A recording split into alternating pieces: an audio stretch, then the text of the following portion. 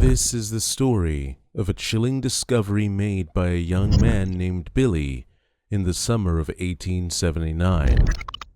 What began as a simple attempt to evade capture in the Capitan Mountains quickly turned into a horrifying encounter with something unknown and deadly.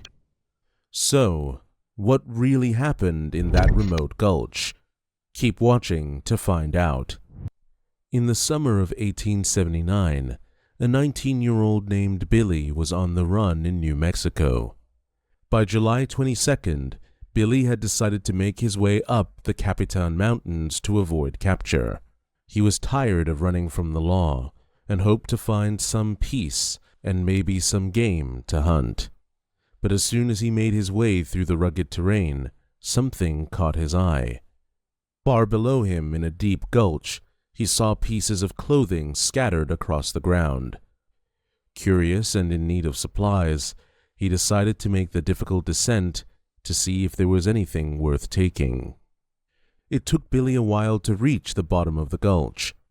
As he drew closer, he noticed an overturned wagon partially hidden behind a large tree. Items were strewn about the area, leading him to believe that something violent had occurred. Billy was no stranger to danger, so he approached cautiously, drawing his pistol and cocking the hammer. He knew he was a wanted man and could not afford to take any chances, but nothing could have prepared him for what he was about to see. As Billy got closer to the wagon, his eyes widened in shock. Laying on the ground behind the wagon were the bodies of 12 people, men, women, and children. They were all naked, lined up in a neat row, as if someone had placed them there with care. But what disturbed Billy the most were the strange wounds on their bodies. Each body had several perfectly circular holes, about the size of glass jars.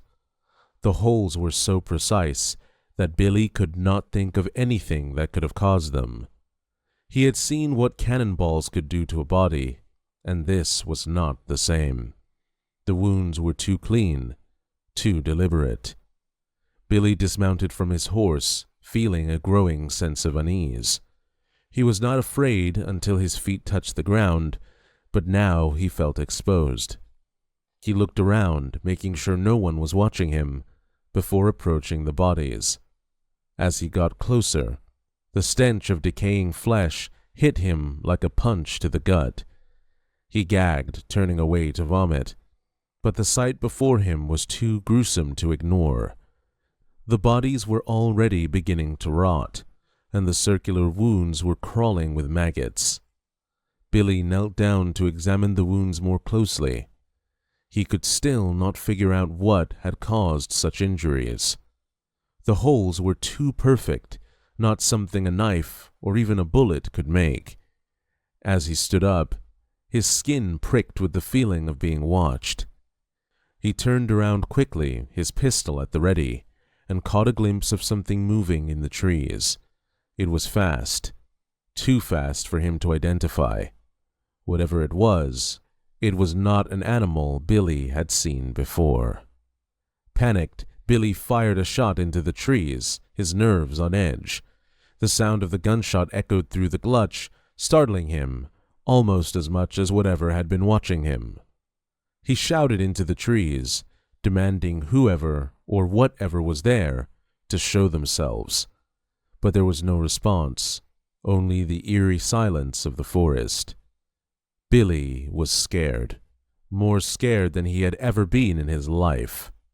He was used to living on the edge, but this was something different. This was something he did not understand. Billy knew he could not stay there. Whatever had killed those people might still be nearby, and he was not about to become its next victim. He quickly gathered what supplies he could find from the wagon, keeping a watchful eye on the trees the entire time. He then mounted his horse and rode away as fast as he could, not stopping until he was miles away from the gulch. He knew he had to be cautious, but he couldn't leave without checking the overturned wagon for supplies. With his pistol in hand, he moved slowly and carefully toward the wagon, constantly looking around to ensure nothing was sneaking up on him. He was on high alert, but the prospect of finding food and other essentials was too important to pass up. When he finally reached the wagon, he found a decent amount of dried food and supplies. He wasted no time loading as much as he could into his saddlebags. Every sound, every rustle of the leaves made him tense, but he knew he had to stay focused if he wanted to survive. Once he had everything packed, he mounted his horse and made his way down to the stream to fill his canteen with water. As he descended into the bottom of the gulch, something else caught his attention. The rocks near the stream were stained with blood, and the sight of it made Billy's blood run cold. The pool of blood on one of the larger rocks looked fresh, and it was an example that whatever had killed those people might still be nearby. The thick brushes and trees around him made it hard to see far, and he knew that if something or someone was lurking in the shadows, he wouldn't have much time to react. Despite the fear gnawing at him, Billy knew he needed water. He hadn't had any for a day or two, and he couldn't afford to move on without refilling his canteen. But just as he was about to step off his horse, he heard a voice, a soft, almost pleading voice, calling out from behind him. "Mister, help me," it said, sending a jolt of terror through Billy's body. Without thinking, Billy spun around, his pistol drawn and ready to fire. His hand was shaking uncontrollably, and for a moment he stood frozen, staring into the thick bushes where he thought that voice had come from. Then the bushes began to move, as if something or someone was pushing through them, making its way toward him. Billy cocked the hammer back on his pistol, preparing for whatever was about to emerge. But the figure stopped just at the edge of the bushes, hidden from view. Billy called out, demanding that whoever or whatever it was show themselves, but nothing happened. The silence that followed was unbearable, and just when Billy thought the worst was over, the figure suddenly turned and ran back into the bushes. The unexpected movement startled him, and he almost fired his pistol, but managed to stop himself just in time. His mind raced as he tried to make sense of what had just happened. If it was a person, why would they run? If it was an animal, how could it speak? The encounter had left Billy shaken, but he knew he couldn't stay there any longer. He quickly filled his canteen with water, all the while keeping a vigilant eye on his surroundings. He knew that predators often attacked at watering holes when their prey was distracted, and he wasn't about to let his guard down. Once he had what he needed, Billy mounted his horse and made his way back up the hill. He wanted to put as much distance as possible between himself and the gulch. The open terrain above him would give him a better view of his surroundings, and he felt safer knowing nothing could sneak up on him as easily. The rest of the day passed without incident, but the fear of what he had seen and heard stayed with him. By the time night fell, Billy was exhausted. He found a spot at the base of a cliff where nothing could approach him from behind, and he decided to make camp for the night. Normally, Billy avoided burning fires while on the run, but he was too tired and hungry to care. He needed to eat, so he built a small fire just big enough to cook the dried food he had taken from the wagon. After eating, his exhaustion overtook him, and he quickly fell asleep. But Billy's sleep was far from peaceful. He dreamed he was back at the gulch, lying on the blood-covered rocks with his horse standing over him. The dream felt so real that he could feel the horse's hot breath on his face.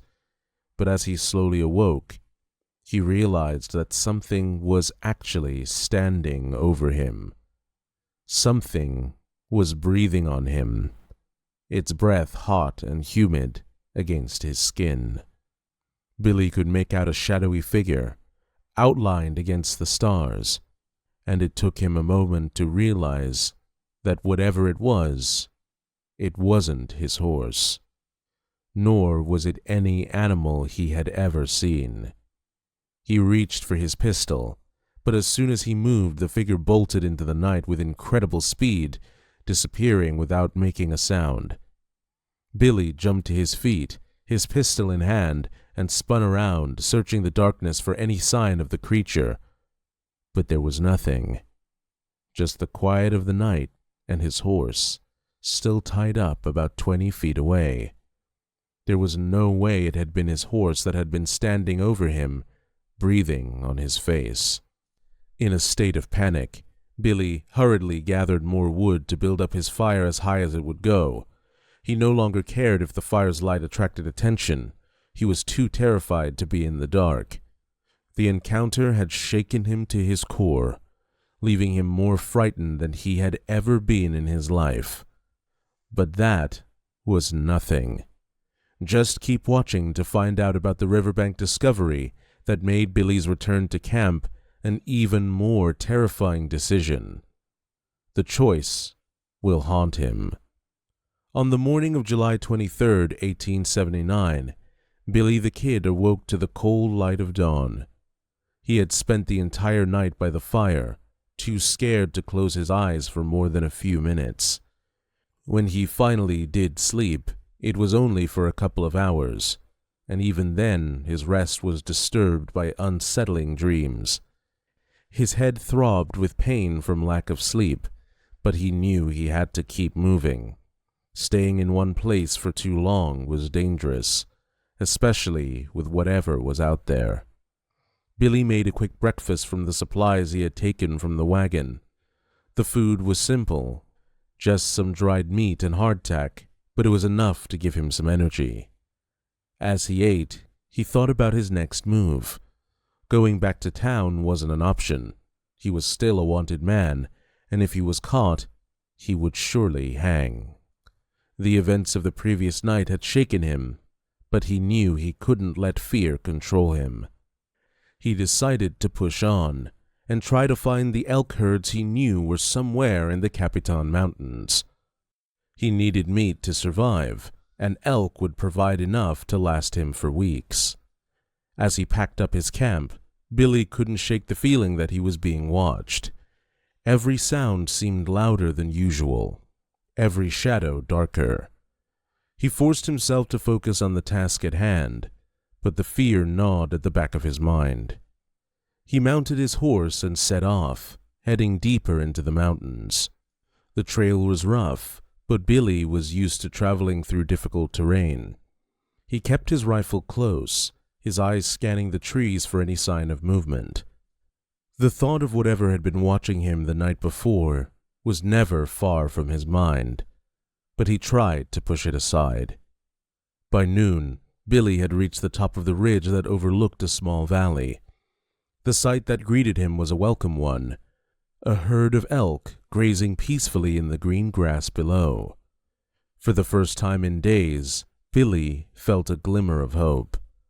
The fear that had been gripping him since the night before began to fade, replaced by the excitement of the hunt. He dismounted quietly and retrieved his rifle from its scabbard.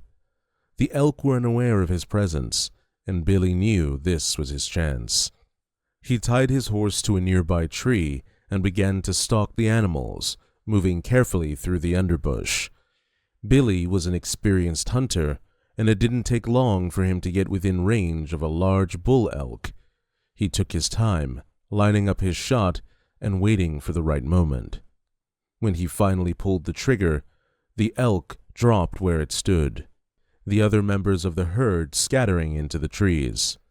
Billy allowed himself a small smile. He had what he needed. The thought of the strange events that had plagued him seemed distant now, almost as if they had happened to someone else. The rest of the day was spent butchering the elk and preparing the meat. Billy worked quickly, knowing that he needed to get the meat preserved as soon as possible. He had been fortunate to find a large bag of salt in the wagon, and he used it to start curing the meat. By the time the sun began to set, Billy was exhausted. He had made camp near the spot where he had killed the elk, not wanting to carry the heavy meat too far. The work had kept his mind occupied, and for the first time in a while he felt a sense of normalcy. That night, Billy slept better than he had in days. The events of the previous night seemed like a distant memory, and he allowed himself to relax. When he woke up on July 24th, his first thought was that he needed water. He remembered seeing a stream not far from his camp, so he grabbed his canteen and headed in that direction. The morning was cool, and the air was filled with the sounds of birds and the rustling of leaves. For a moment, Billy felt at peace. But as he made his way back to camp, the unease began to return. The trees seemed to close in around him, and every sound made him jump. He couldn't shake the feeling that he was being watched again. When his camp came into view, he slowed his pace, scanning the area for anything out of place. His horse was still tied to the tree, and everything seemed normal. But Billy's instinct told him something was wrong. He approached cautiously, his hand resting on the grip of his pistol. The rest of the day was spent salting and hanging the meat to dry. Billy worked methodically, but his nerves were on edge. Every snap of a twig, every rustle of leaves, made him look over his shoulder. By the time night fell, Billy was exhausted, both physically and mentally. He built a large fire, hoping it would keep whatever was out there at bay. As he sat by the fire, the warmth and light gave him some comfort, but he couldn't shake the feeling that something was out there, watching him. Billy didn't remember falling asleep, but the next thing he knew, he was jolted awake by a voice, a soft, pleading voice that sent a chill down his spine. "Mister, help me," it whispered from the darkness behind him. Billy's heart raced as he reached for his pistol, his mind racing. He had heard that voice before, back at the stream. But this time there was no mistaking it. Something or someone was out there, and it was getting closer. The fire he had built had given him some comfort, but it was short-lived. As he sat by the fire, his exhaustion caught up with him, and he fell asleep without even realizing it. But his rest was brutally interrupted when something grabbed the collar of his shirt from behind and yanked him into the air. He was thrown with such force that he crashed into a nearby pine tree. The impact sent him tumbling down, hitting branches on the way before finally landing hard on the ground. As Billy lay there, writhing in pain, he heard the most horrifying noise he had ever heard in his life. The screams of his horse. The sound was unlike anything he had ever heard from an animal before. It was filled with such agony that it sent chills down his spine. Billy knew he had to move, but his body was too bruised and battered to respond immediately. He could only listen helplessly as his horse continued to scream, each cry more hideous than the last. When Billy finally managed to stand up, he didn't think twice. He bolted in the opposite direction of the screams, running as fast as his legs would carry him. Panic gripped him, and he had no idea where he was going. He just ran, his instincts telling him to get as far away from that camp as possible. His heart pounded in his chest as he raced through the dark forest, stumbling over rocks and roots. The night seemed to close in around him, making it impossible to see more than a few feet ahead. But he kept running, driven by sheer terror. Eventually, Billy's frantic flight brought him to the river that lay just beyond the hill from his camp. The sight of the water was a relief, and he followed the river upstream, hoping it would lead him to safety. He ran and ran until his body could take no more, and he collapsed on the riverbank, completely exhausted. His vision blurred as he gasped for breath, and before he knew it, he had passed out from sheer exhaustion. When Billy woke up, the sun was shining down on him, and the first thing he noticed was the sharp pain in his back. His entire body was sore from the ordeal, and even the simple act of standing up was painful. He sat by the river, swatting away the flies that had begun to gather on his face. The events of the previous night played over and over in his mind. He knew he had to make a decision. Going back to town would be a long journey, but the thought of returning to his camp was just as daunting. The screams of his horse echoed in his memory, and he doubted that the animal had survived whatever had attacked them. But Billy was also a curious man, and despite the fear gnawing at him, he knew he had to see what had happened to his camp. He followed the riverbank downstream, his mind racing with thoughts of what he might find. The walk gave him time to think, and he tried to steel himself for whatever horrors awaited him. When he reached the point where he would need to leave the river and head back to the hill to his camp, he took a deep breath and muttered to himself, "All right, Billy, don't be yellow." As Billy climbed the hill that overlooked his camp, he could feel his heart pounding in his chest. The closer he got to the top, the more his fear grew. When he finally reached the crest and looked down at his camp, his blood ran cold. The scene before him was worse than anything he could have imagined. His horse lay on the ground, its head missing. The animal's lifeless body was covered in circular holes, similar to the ones Billy had seen in the bodies of the settlers down in the gulch. Billy couldn't believe what he was seeing. The horror of the situation was almost too much to comprehend. He walked slowly towards the remains of his horse, his legs feeling like they could give out at any moment. When he reached the body, he kneeled down for a closer look, and that's when he noticed something that made his blood run even colder. In the moist dirt around the horse's body were footprints, small, child-sized footprints. But what really terrified him were the impressions just in front of the toes. They looked like the marks left by talons. But what about those small, child-sized footprints with talon-like impressions? What could have made them, and is it still out there? Billy's mind raced as he tried to make sense of what he was seeing. Whatever had attacked his horse wasn't human, at least not entirely.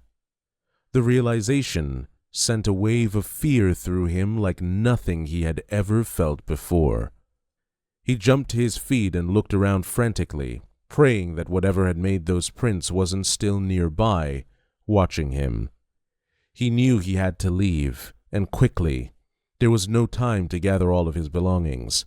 He grabbed what he could carry and made a hasty retreat from the camp, not daring to look back. The journey to Lincoln took him several days, each one filled with the constant fear that he was being followed by the creature that had destroyed his camp. When Billy finally reached Lincoln, the sight of the town brought him no comfort. He knew he couldn't stay there. He waited until nightfall, then stole a horse and rode hard to San Patricio, not stopping until he was far away from Lincoln. Even then, the fear never left him. He knew that something unnatural was out there in the mountains, something that had already claimed the lives of innocent settlers and nearly taken his own. Billy's story spread quickly, but few believed him. Those who did, though, decided to investigate. In early August 1879, just days after Billy the Kid had fled to San Patricio, Sheriff Romero gathered a small group of trusted men to investigate the mysterious deaths that Billy had described. Romero was a man of reason, but even he couldn't ignore the strange details Billy had provided. He had seen enough in his years as a sheriff to know that there were things in this world that defied explanation. But when Billy described the circular holes in the bones and the strange footprints, it was clear that this was no ordinary case. The group set out on August 3rd, 1879, leaving Lincoln early in the morning. Romero took along 3 of his most reliable deputies, men who had seen their share of violence and strange occurrences in the wilds of New Mexico. They were armed and prepared for whatever they might find, though none of them had any real idea of what that might be. The journey to the gulch was uneventful, but there was a sense of unease among the men as they neared the area Billy had described. The air grew heavy, and the usual sounds of the wilderness seemed to quiet as they approached the site. When they finally arrived at the gulch, the first thing they noticed was the eerie silence that seemed to hang over the place. There were no birds chirping, no rustle of small animals in the underbush, just a dead, oppressive quiet. The wagon was still there, just as Billy had said, and as they got closer the men could see the bones scattered around. The sight of the bones, bleached white by the sun, was disturbing enough, but it was the circular holes that drew Romero's attention. The holes were precise, almost as if they had been made by some sort of tool, but the idea that a human had done this was hard to believe. Romero knelt beside one of the skeletons, examining the holes closely. They were perfectly round, too perfect to be made by an animal or any weapon Romero knew of. The sheriff frowned, his mind racing with possibilities. As he studied the bones, one of his deputies called out to him. Romero stood and walked over to where the deputy was pointing. There, in the dirt near the wagon, there were more of the strange footprints Billy had described. They were small, childlike, but the marks of talons in front of the toes were clear. Romero's unease grew as he looked at the prints. Whatever had made these marks was unlike anything he had ever encountered. The men exchanged nervous glances as they realized that Billy's story, as incredible as it sounded, might actually be true. As they continued to search the area, they found more evidence that something unnatural had occurred. The wagon itself had deep gouges in its wood, as if something with claws had attacked it. The men's unease grew with every discovery. But there was nothing else to be found, no sign of what had made the footprints, or what had killed the settlers. Romero decided it was time to leave the gulch. He ordered his men to gather the bones, intending to bring them back to Lincoln for a proper burial. But he also knew that he needed to take some of the bones as evidence. Something about this case didn't sit right with him, and he wanted proof of what they had found.